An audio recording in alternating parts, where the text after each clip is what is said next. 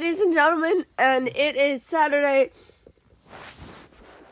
Welcome to Super Sentai Saturdays, or Podcast Saturdays in general.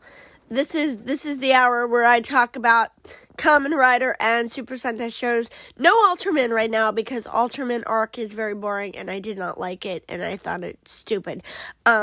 But we are, for this half of the episode, talking about Kamen Rider Gaav, because it is now officially out, and this is episode 1. I didn't entirely understand what the fuck was going on, but that is mostly because I'm not entirely familiar with Kamen Rider in general. So the gist is that this kid comes to Earth, or when I say comes, I mean he falls through a door because he's being chased by monsters. And if I seem a little coughy, it's because I'm a little bit congested right now.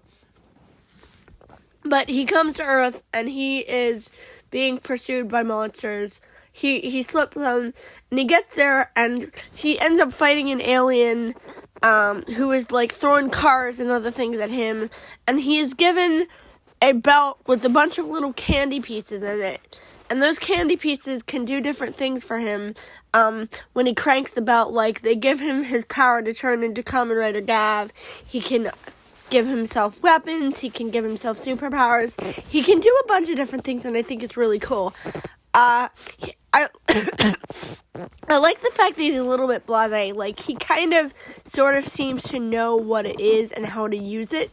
So, I guess Kamen Rider is kind of just a thing in this universe, like, a long-standing thing. And, of course, there's also a bunch of side characters who I don't really think serve anything to the plot.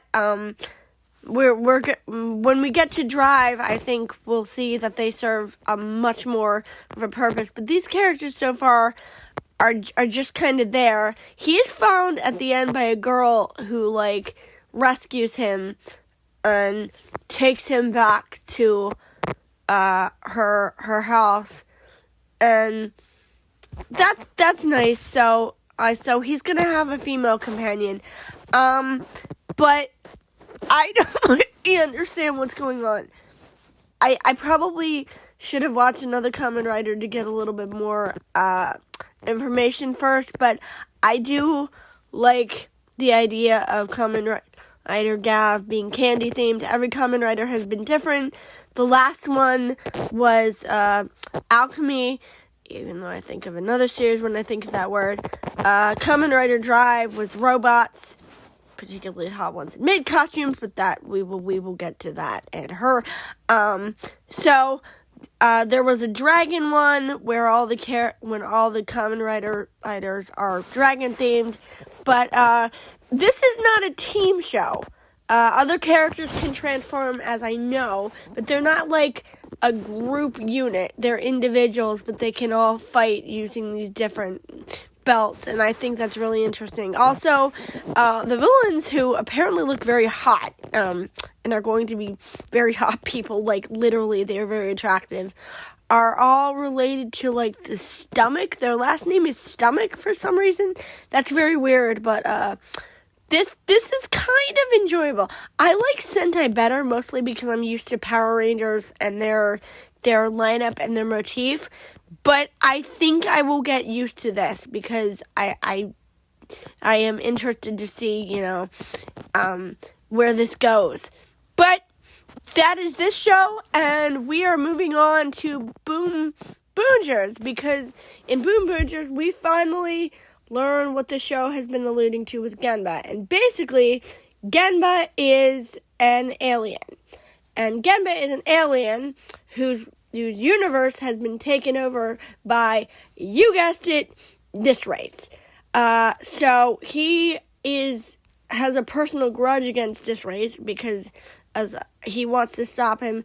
And I've heard people make jokes, but apparently his real design looks kind of like Inuyasha. I don't really see it. Maybe a little bit of similarity, but yeah, I don't see it that way. But of course he decides he wants to go off on his own because he thinks he's putting the team in danger, and he doesn't want to, make them suffer, which I think is really stupid. Because one, having a team is going to help you tremendously, because as we've seen, this race has a lot of power. He's a lot more agile than the other captains. He's a better fighter, and he has a lot more he can do a lot more. So it's going to be a lot harder to beat him with just one person. And as I said last week, I have a feeling you're going to get your ass kicked. And you're going to get your ass kicked, and you're going to come crawling back to the team. Or the other way around, they're going to get their asses kicked, and you're going to come back last minute and say, hey, sorry I'm late, let's finish this. But either way, I don't think Genba's going forever, especially since we're on, almost episode 30, and they're a team. And there's also been speculation about who's going to fill the gap while he's gone. I don't think anybody is. I don't think the ISA lady is going to become Boonboonger. I think that's very stupid. And I think it's just going to be, less Rangers until he gets back. But I, of course, being a huge Shotaro Morikubo stan, am absolutely loving this race as a character. As usual, Shotaro does not eat the scenery. He devours and demolishes all of the scenery, and he's so much fun, and he is a lot less subtle with the fact that he thinks the morons are stupid, and he's just, in their face, and basically I get the sense that his intention is to seize Earth, just like he did Genba's planet, and the teams are going to have to stop him from doing that, because he orders a rug, legitimately. The morons get this package, and they're like, what is it? Is it some kind of, death thing? Let's open it. But no, it's a rug. He's decorating their hideout, and it's so whammy and stupid, and I love every single second. And it's sad because I know it's at some point alluded to the previous episode. I think that Madarax is going to come back. I hope this race lasts for more than 10 episodes, because I want some of my ham bone, but we'll see. That is it for this week. And I was originally going to split this into 2 episodes, but I changed my mind at the last minute because I'm lazy and I don't want to go through more than one episode. Also, I'm trying to see if longer episodes will help the algorithm. So, I will see y'all next week. And hopefully next week I'll be less coffee, and I apologize for that.